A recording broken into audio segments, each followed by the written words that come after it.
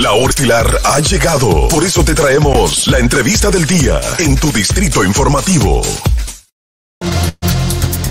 8:29 de la mañana y es la hora de recibir a Claudio Camaño Vélez, que nos acompaña. Él es director ejecutivo de la Tecnificación Nacional de Riego.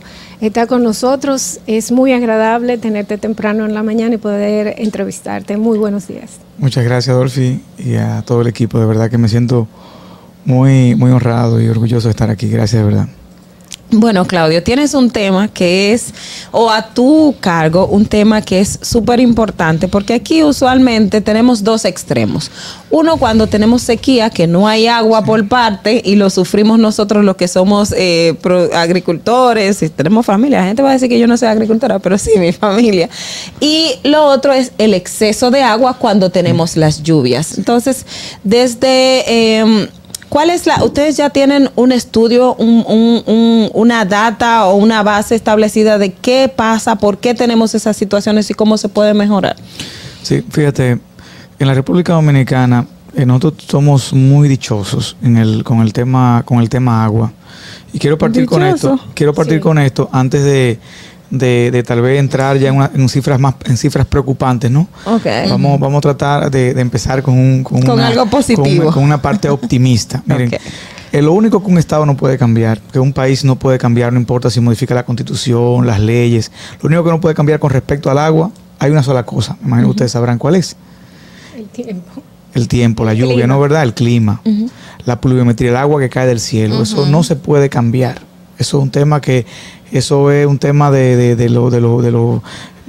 régimen de viento a nivel mundial, de la geografía, la ubicación geográfica de los países, etcétera. Ahí la República Dominicana, en nuestro país, llueve en promedio, en el territorio nacional, llueven 1.500 milímetros anuales. ¿Qué pasa? El promedio pluviométrico mundial, 1.500 milímetros, imagínense una lámina de 1,5 metros. Eso es lo que cae anualmente en promedio en la República Dominicana. El promedio pluviométrico mundial es de 800 milímetros. Es casi la mitad de la pluviometría que cae en promedio en nuestro país.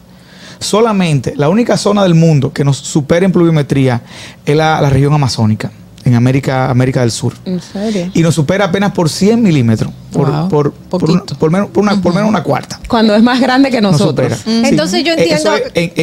Eso es la lámina que cae sobre una determinada superficie de terreno. Ahora... Entiendo que si cae toda esa agua se desperdicia muchísima.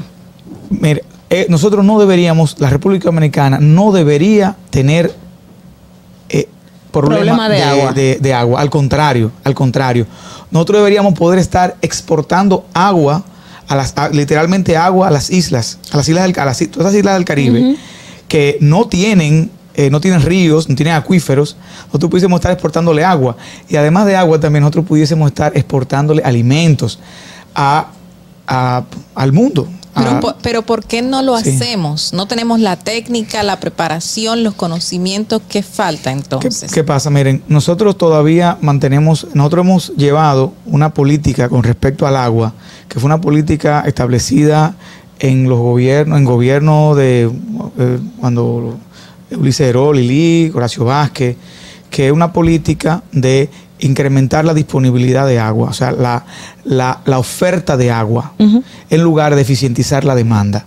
Entonces, aquí en nuestro país se utiliza en la agricultura, para que tengamos una idea, el 82% de todo el agua del país se utiliza en la agricultura. Apenas, o sea, estamos hablando de las 4/5 partes. Apenas 1/5 del agua del país es la que se utiliza en las ciudades y las industrias. Apenas 1/5. Ahora, ¿qué pasa? Que este 82% del agua, el 70% se desperdicia.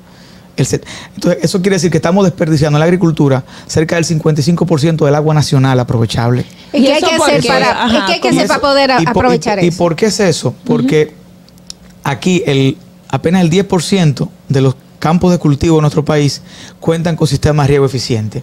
El 90% de los campos de cultivo de nuestro país utilizan sistemas de riego muy parecidos a lo que trajeron los españoles hace 500 años, que a su vez se parece mucho a los sistemas de riego que desarrollaron los egipcios hace más de 8.000 años en la orilla del río Nilo. O sea, sistemas de riego por inundación, por surcos, donde se desperdicia una gran cantidad de agua, donde se desperdicia más del 80% del agua que se utiliza de esa manera se desperdicia. El que está trabajando en el campo no tiene una cantidad de dinero para poder hacer una inversión, para poder tener un canal de riego moderno. Precisamente nosotros hemos estado trabajando, esta entidad tiene 1 año y 1 mes que fue creada, y básicamente, o sea, hace 1 año y 1 mes, esto eran 6 páginas de papel, y hemos ido construyendo una entidad en cuanto a su estructura física, orgánica, institucional, normas, procedimientos, y sobre todo hemos estado trabajando mucho en lo que es el diagnóstico. Yo particularmente he tenido que recorrer unos 30 a 35 mil kilómetros en ese periodo, recorriendo el país. Yo, a pesar de que tengo más de la mitad de mi vida vinculado al sector agrícola, desde que egresé del Politécnico Loyola en San Cristóbal, en la Escuela de Agronomía, he estado vinculado al sector. Sin embargo, muchos de estos datos yo los desconocía. O sea, incluso estando vinculado al sector, lo desconocía. Y hemos estado haciendo ese diagnóstico porque lo primero para poder enfrentar un problema es conocer el problema. Claro. Entender la génesis, las causas. Dolphy acaba de mencionar una de las barreras fundamentales de la tecnificación es el costo. Exacto. La tecnificación no es cara, es costosa. Y es importante establecer la diferencia. O sea, un anillo de diamantes es caro, porque nada más sirve para tú ponértelo en el dedo y punto, y exhibirlo. Pero hay cosas que son costosas. Por ejemplo, en este caso los sistemas de riego son una herramienta que ayudan incluso a disminuir los costos de producción, a incrementar la productividad, porque te permite aplicar un agua no solamente con mayor eficiencia, sino con mayor precisión, y fertilizantes con mayor precisión. Y está probado científicamente que puede incrementar un 100% y en algunos casos hasta un 400% la productividad, o sea, la cantidad de productos que tú generas en una superficie de terreno. Entonces, aquí en nuestro país, y otro punto relacionado también es la falta, por ejemplo, o el tema de las presas. Y te pregunto puntualmente, por ejemplo, en el sur, recientemente nosotros fuimos y ahora que me dicen, no, aquí tenemos mucha agua, producimos muchísima agua, pero yo me voy al sur y yo llego y le veo todo el sembradío a los agricultores prácticamente seco y sin una reserva de agua. Entonces, ¿cómo en la práctica esto ocurre y qué tanto también afecta la falta de las presas? Porque aquí tenemos unas 32, si mal no recuerdo. Sí, se están construyendo, la presa de Monte Grande, que la presa de Monte Grande es, y también en la zona se están proyectando, en la zona de Alias Piña también se están proyectando otras represas. Miren, las presas son importantes, pero hay que entender también que precisamente una de las cosas que nos ha llevado a donde estamos es que hemos invertido en la oferta de agua, en lugar de invertir en eficientizar la demanda de agua. ¿Y cómo sería eso? Entonces, porque hemos dicho, en un sitio falta agua, vamos a hacer otra presa. Eso es lo que hace. O sea que la solución no es hacer otra presa. Sí, esa no es solo la solución. Okay. Es como dice la Biblia, ¿no? No solo de pan vive el hombre, pero también vive de pan, ¿no? ¿Verdad? No solamente hacer represas, pero también se necesita. O sea, no es solo, pero también se necesitan hacer para aprovechar más las cuencas hidrográficas de nuestro país. Pero te voy a poner un ejemplo en el sur. La cuenca del Yaque del Sur, que es básicamente el principal río de esa zona, y lógicamente todos sus afluentes, esa cuenca ya está en números rojos. O sea, ya esa cuenca no hay forma de exprimirla más. Y ahí lo que tenemos ahora es que pensar en hacerla de manera eficiente. Tuve, por ejemplo, a Azua y tuve muchas zonas que le falta agua. Sin embargo, áridas. Si tú te vas, te voy a poner un ejemplo, a un sitio que le llaman Los Negros, en Azua, que está en la costa, tú vas a ver unos drenajes que actualmente se pierden 3 y 4 metros cúbicos de agua por segundo. Eso es mucha agua. Con eso tú puedes irrigar, para que tú tengas una idea, 5,000 o 6,000 hectáreas. O sea, con eso tú puedes irrigar unas 80,000 tareas de tierra. ¿Hay algún plan para que, por ejemplo, es aprovechar esa agua para poder irrigar otros campos? Bueno, lo primero es que esa agua no llegue ahí. O sea, lo primero es que esa agua no llegue ahí.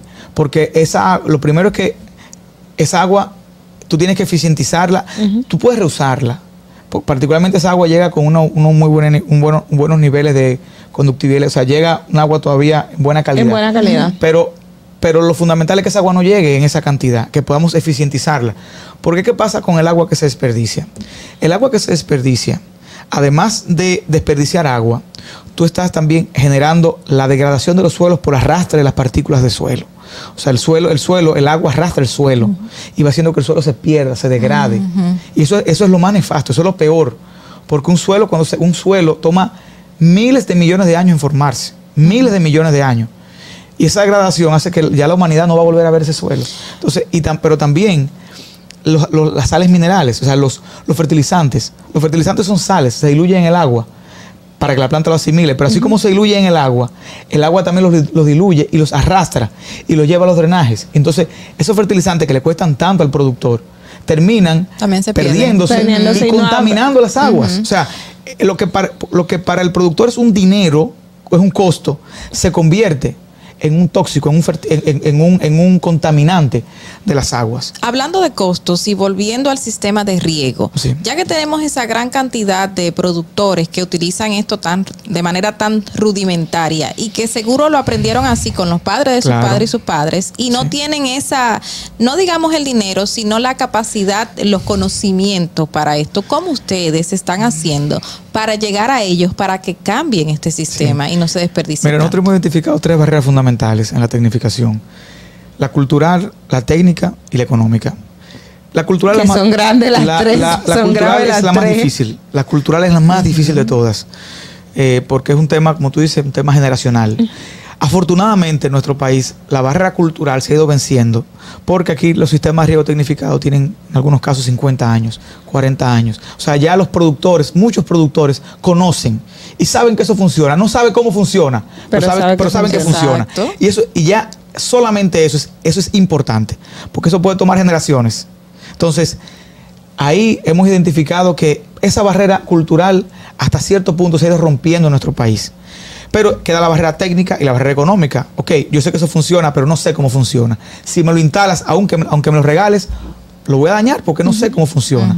Entonces, ahí estamos trabajando y estamos preparando unos procesos de capacitación.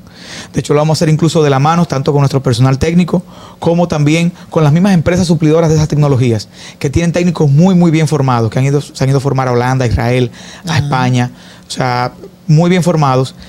Y de hecho ingresamos recientemente una persona que fue coordinador docente de la Escuela de Agronomía del Politécnico Loyola, que fue coordinador docente de la Ingeniería Agroempresarial de Loyola, para que trabaje con nosotros esa parte de las capacitaciones. Vamos a comenzar a trabajar las capacitaciones para ir también creando las capacidades técnicas en la zona donde vamos a operar.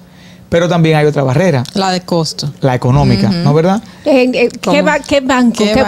¿O va a ser el gobierno que va a poner ese dinero? Porque el banco, en cuestiones agrícolas, es muy renuente. Miren, el sistema financiero dominicano es un sistema sumamente hostil a la inversión en materia agropecuaria. Y eso es un tema que hay que revisarlo de las leyes. De las leyes que rigen el sistema financiero dominicano. Es extremadamente hostil. Precisamente por esta hostilidad del sistema financiero, porque somos un país eminentemente agrícola, pero vivimos de espalda al campo. Eso hay que reconocerlo. Eso hay que reconocerlo, porque reconocer el problema es el primer paso hacia la solución. Vivimos de espalda al campo, privilegiando siempre aquí privilegiamos la economía de servicio en lugar de privilegiar la economía productiva. Yo consigo un préstamo para un carro de una vez. Y si quiero si quiero sembrar una tierra, no consigo. Te la ponen en China. Entonces, pero es el mismo. Incluso tú consigues más fácil un préstamo para tú irte de viaje. Sí. Para tú irte de viaje o para irte a un resort, que para tú poner a producir la tierra. O sea, lo cual es porque cuando tú te vas de viaje, ese dinero se fue. Pero cuando tú tomas un préstamo para poner a producir la tierra, eso genera una cadena de valor donde ese dinero se multiplica y dinamiza la economía. Y señores, hay que ver lo que son 100,000 pesos aquí en la ciudad, no son nada, pero 100,000 pesos en un campito por allá. Todo el dinero del mundo. Eso activa al colmadero, a la doña que le vende la comida a los empleados, activa al de la agroquímica, activa al jornalero. O sea, eso genera una cadena de valor y de activación económica que es increíble. Pero cambiar pero yo quiero que me diga, de dónde vamos a sacar para poder tecnificar el campo. Exacto. ¿De dónde va a salir el dinero? De hecho, con esta entidad se crearon 3 cosas. Se crea la Comisión de Tecnificación de Riego y se crea la Dirección Ejecutiva. Se crea una comisión interinstitucional que la componen 12 entidades. Ya está Agricultura, Medio Ambiente, el INDRI, el IAD, INAPA, IDECOP, Banco Agrícola, Bandex, Bienes Nacionales, las juntas de regantes, la YAT. Esa es la comisión. Ahora, se crea el cuerpo ejecutivo de esa comisión, que es esta dirección ejecutiva, que se le crea con facultades ejecutorias, valga la redundancia. O sea, nosotros tenemos nuestra unidad ejecutora, se nos da esa facultad también, para que esa comisión no sea solamente un organismo teórico, sino para que sea un organismo práctico de ejecución. Y se nos confiere la facultad de formular la Estrategia Nacional de Tecnificación de Riego, que es la primera vez que se plantea generar una política pública para este tema, una política pública a 30 años. Pero lo más importante es que se crea también, o se ordena la creación del Fondo de Fomento a la Tecnificación del Sistema Nacional de Riego, o sus siglas FOTESIR, que es un fondo especializado, que ya incluso ya se creó también el decreto especial que rige este fondo, que es para poder a través de ese fondo tener los recursos para promover la tecnificación a través de un esquema de bonificación a los productores. Esto es para que esa bonificación no tenga que darse a través del sistema financiero, del sistema bancario, y por lo tanto no tenga que estar sujeta a las normas de la superintendencia de banco y las normas que rigen el sistema bancario. Pero, ¿cómo sería? ¿Y cómo ¿Son préstamos o son algún tipo de subsidios? ¿Cómo lo van a hacer?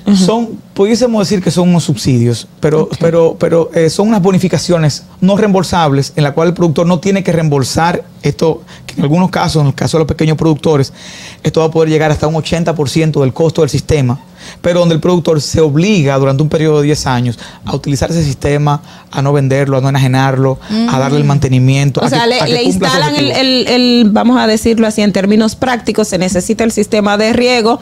A través de esta comisión técnica se hace, vamos a decir, se le construye o se le pone ese sistema de riego, y usted, ese sistema que lo tiene para beneficio de sus productos agrícolas y lo que formen también una asociación, en dado caso está, no pueden disponer de ello para vendérselo a un tercero. Y no tiene que pagarlo tampoco. No tiene que reembolsarnos en la medida en que cumpla con el objetivo para el cual fue dado. No tiene, pero también hay unos esquemas donde hay una serie de sanciones, penalidades, multas, incluso hasta sanciones de tipo penal para los productores que distraigan el sistema, o sea, porque también tenemos que saber que hay de todo, ¿no? Claro que se puede mal utilizar. Tenemos una llamada, buenas.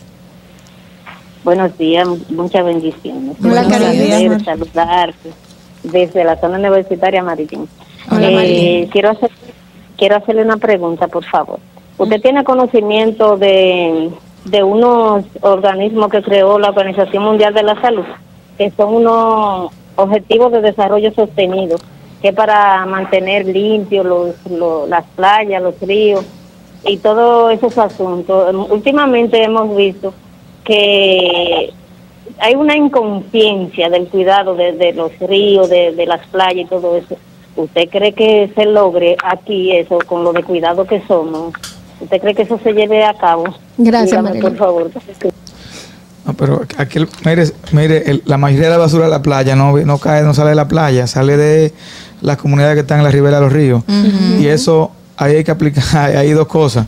Hay un tema de aplicar, de que las alcaldías tienen que, no, ¿verdad?, disponer de los mecanismos, la concientización, pero hay un tema, sanciones. Aquí en este país lo que se necesita es un régimen de consecuencias.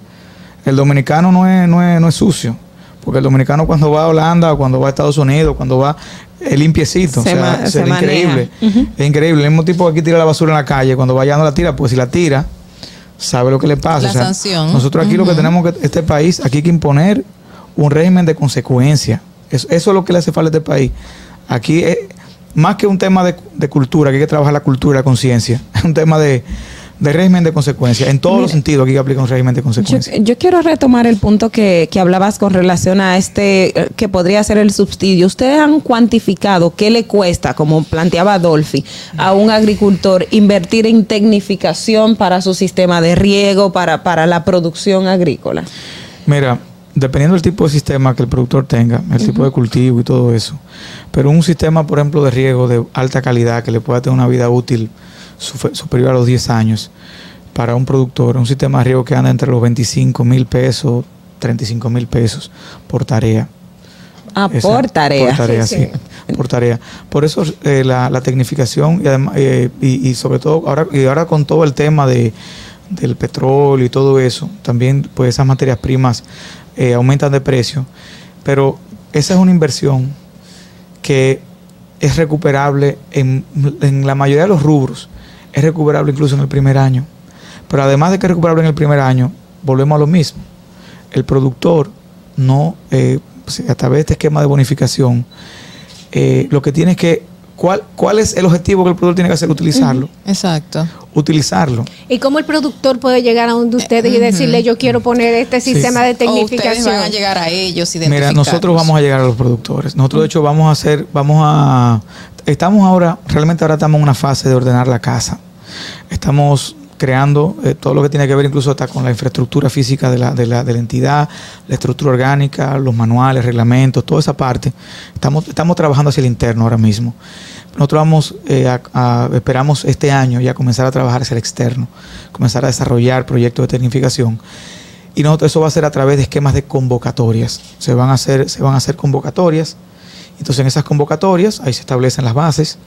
¿Se van a priorizar algunas concursos, regiones o comunidades para este tipo de casos? Sí, muy importante esa pregunta, porque nosotros, aunque esta entidad tiene un trabajo a nivel nacional, para que ustedes tengan una idea, el objetivo teórico, y digo teórico porque llevarlo a la práctica no es tan fácil como decirlo, el objetivo teórico de esta entidad es tecnificar todo el país. En la República Dominicana, y no los terrenos cultivados actualmente, en nuestro país actualmente se cultivan cerca de 5 millones de tareas de tierra.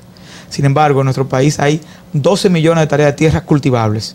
Que si nosotros estamos cultivando menos de la mitad. De lo que tenemos. El objetivo de esta entidad en esos 30 años es tecnificar, no los 5, no, los 12. Esos 5 se plantea tecnificarse en los próximos 15 años. Entonces, tecnificar los 12. Es porque esos terrenos que no se pueden producir en la mayoría de los casos por falta de agua, al tecnificar los que están actualmente utilizados, se va a tener un superávit de agua, es una cantidad de agua mayor disponible. Para que ustedes tengan una idea, donde usted siembra 100 tareas de banano, de guineo, por inundación, usted puede con esa misma agua sembrar 500 tareas con goteo, con microaspersión. O sea, 5 veces más. Pero tiene que tener los conocimientos para eso. Tiene que tener, tiene que tener los conocimientos y tiene que tener los recursos, ¿no? ¿Verdad? Entonces, y por eso nosotros vamos a ayudar en ambos sentidos, tanto en el tema de los conocimientos y en el tema de los recursos para poder apoyar en eso. Bueno, esto yo lo veo muy bien. Yo espero que se pueda hacer realidad, porque la verdad es que nosotros podemos sacarle, y más ahora que estamos viviendo un momento de crisis, que vemos que vamos a tener que encontrar sustitutos para muchas cosas. Con esto de la guerra, que parece que cada día se arrecia un poquito más en Ucrania y que nos quita mucha materia prima de la que utilizamos para alimentarnos. Y nosotros somos un pueblo que podemos dar mucho de la tierra. Miren, la pandemia y ahora el tema de la guerra en Ucrania nos ha mostrado que nosotros como país tenemos que apostar no solamente a una economía de servicios. El turismo es el principal, señores, el turismo y las remesas son los 2 pilares de la economía de este país. Y eso debe cambiar. Eso es una vulnerabilidad.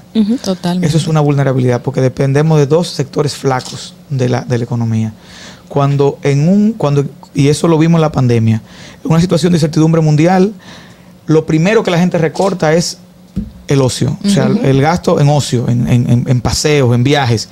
Pero lo último que la gente recorta es la comida. Claro, y ahora con el tema de Ucrania hemos visto como una situación que se da del otro lado del mundo, en un país donde la mayoría de los dominicanos ni saben dónde queda, va a hacer que te aumente el huevo, que te aumente el pollo, que te aumenten las cosas que tú llevas a las mesas de tu familia. Y eso nos dice también que tenemos que fortalecernos como país, pues nosotros pudiésemos lograr realmente un esquema de soberanía alimentaria y de seguridad alimentaria plena en la República Dominicana. Tenemos los recursos naturales para eso, tenemos las tierras para eso y tenemos los hombres y las mujeres dispuestos a producir esa tierra. Excelente. Bueno, señores, hay que agradecerle la presencia a Claudio Camaño Vélez, quien es director ejecutivo de la Tecnificación Nacional de Riego. Le deseamos muchos éxitos. Y a ustedes, decirles muchísimas gracias por estar con nosotros. Distrito Informativo.